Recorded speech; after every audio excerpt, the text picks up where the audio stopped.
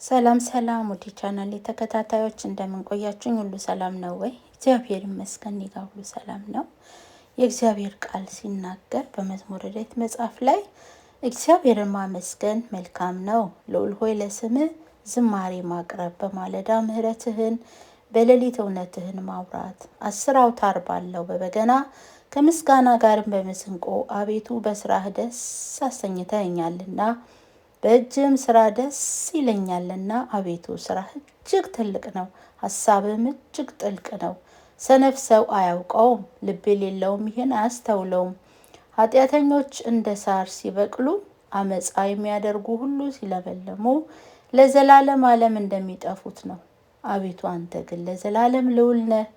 አቤቱ እነሆ ጠላቶችህ ይጠፋሉና አመፃንም የሚሰሩ ሁሉ ይበተናሉና።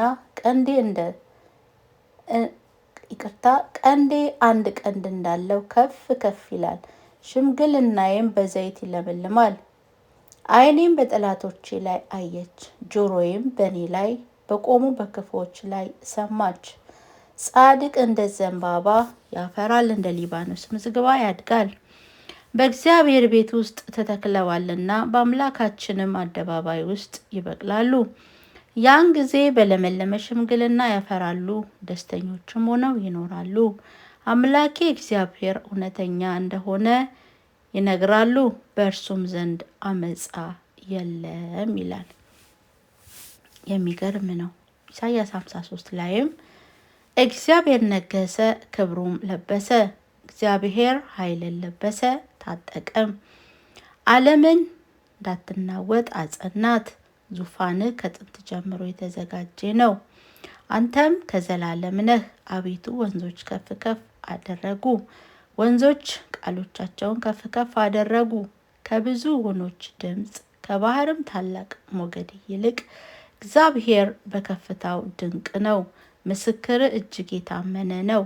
አቤቱ እስከ ረዥም ዘመን ድረስ ለቤትህ ቅድስና ይገባሃል ይላል። ወገኖቼ እንግዲህ እግዚአብሔርን ማመስገን መልካም ነው። መዝሙረ ዳዊት ላይ ልዑል ሆይ ለስምህ ዝማሬ ማቅረብ፣ በማለዳ ምሕረትን በሌሊት እውነትን ማውራት፣ 10 አውታር ባለው በበገና ከምስጋና ጋርም በመሰንቆ 10 አቤቱ በስራህ ደስ አሰኝተኸኛል ይላል። አይገርም? ከምስጋና ጋር በመሰንቆ አይገርም?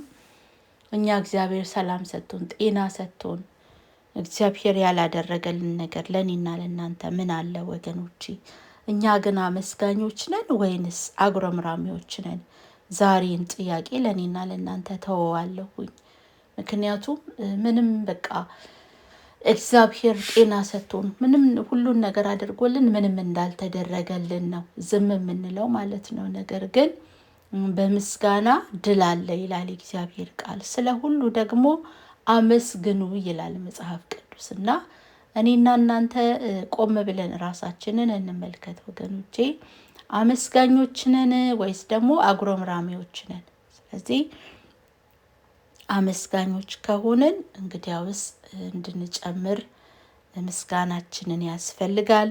የምናጉረመረምም ደግሞ ከሆነ እሱን ነው ማጉረምረማችንን ትተን ወደ ምስጋና መግባት አለብን ማለት ነው። ምክንያቱም እግዚአብሔርን ማመስገን መልካም ነውና። አያችሁ፣ መልካምነት ደግሞ በጎነት ነው። መልካም መሆን ጥሩ ነው። አያችሁ፣ ማመስገን መልካም ነው፣ ጥሩ ነው፣ በጎ ነው። ለምን? በሌላም ስፍራ የእግዚአብሔር ቃል በምስጋና ድል አለ ይላል። አያችሁ፣ ጳውሎስና ሲላስም ሲያመልኩ የወህኒው መሰረት ተናወጸ ይላል። እግዚአብሔርን ባሉበት ሁኔታ በእስር ውስጥ ሆነው ሲያመሰግኑ እግዚአብሔር ከእስር ፈታቸው። ስለዚህ አመስጋኞች ሁኑ። አመሰግናለሁ ባይ